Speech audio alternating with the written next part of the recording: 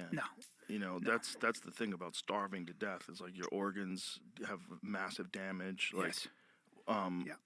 I knew this guy. But Hollywood's quiet. His dad had been captured in Vietnam and tortured and starved, and he was never the same again physically. Even after he came back and put the weight back on, like his body was fucked up. Yeah.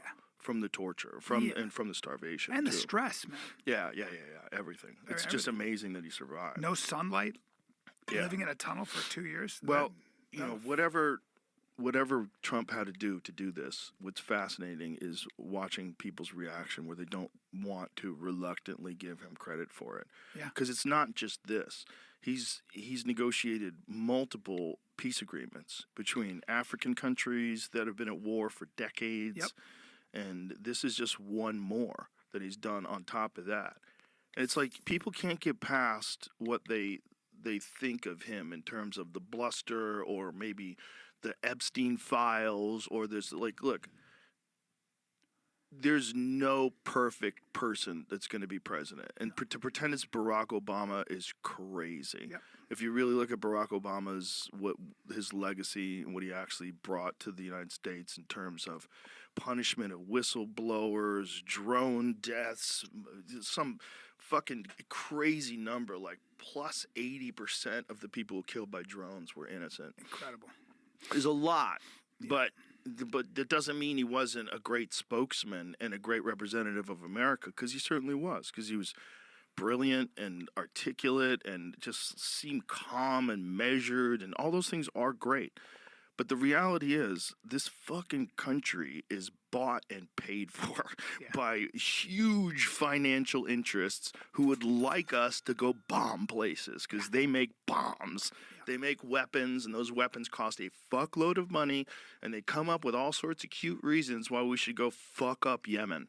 And have you had Lindy Lee on your podcast? No, but I was going to get to this point. But also, you have to have weapons because the rest of the world is fucked. So it's like you have to have this balanced perspective on this stuff. Mm-hmm. Like, we don't want war. We should never want war. You should celebrate a president that his core idea is no more wars. Right. People are like, yeah, but he bombed Iran, right? I think he had to. I think it was like one of these things with Israel where the negotiating. It was an opportunity. I'll bomb the site. I'll tell them to leave.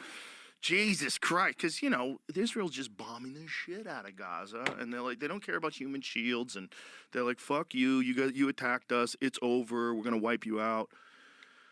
So this guy is, what he's done is, if it sticks. So here's the thing. Does it stick? I don't know. I mean, they've come to multiple peace agreements in the past. Didn't Hamas murder literally 32 members of one family because they were collaborating, quote unquote, with Israel in the street? Do you see that? They shot him in the head. They shot a few guys. I saw one It was video. more than a few. It was I only saw one where there was 3 guys they shot in front of everybody. Yeah. And they probably were. That's the thing. The Mossad and the IDF are brilliant. Right? The reason why they got all those pagers to those guys and then blew their dicks off is because they're fucking geniuses. Right? The reason why they invented Pegasus, the ability to just listen to your fucking phone, read all your text messages, get all your dick pics, all that stuff, because they're brilliant. And of course, they infiltrate every organization. Yeah. That's how they get all their information. They literally have a soldier that is so dedicated to Israel that they give their life to go pretend to be Hamas and probably even commit terror just so that they can be legit. And then that person will feed all the information to Israel. That's right. I mean, you have to have, like, the people who love Israel, you could be one of those people like, I hate Zionists, I hate Zionism, I hate what they've done. I get it. But what they are doing is the, most black belt version of tribalism. The most black belt version. Because they have to. Well, because every threat for Israel is existential.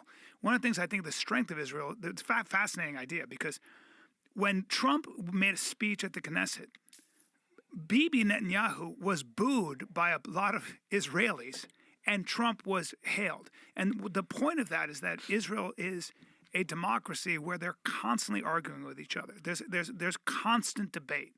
And your job, if you're prime minister or whatever, is always precarious because there are people who are always going to be critical, and they'll be Israelis. Whereas there isn't this sort of monolithic sort of idea. Like the Knesset has, but the one thing that unifies Israelis, no matter what, they'll debate. You want to talk about the war in Gaza and how it was prosecuted? You can. There's plenty of legitimate saying that you leveled the place. That's fine.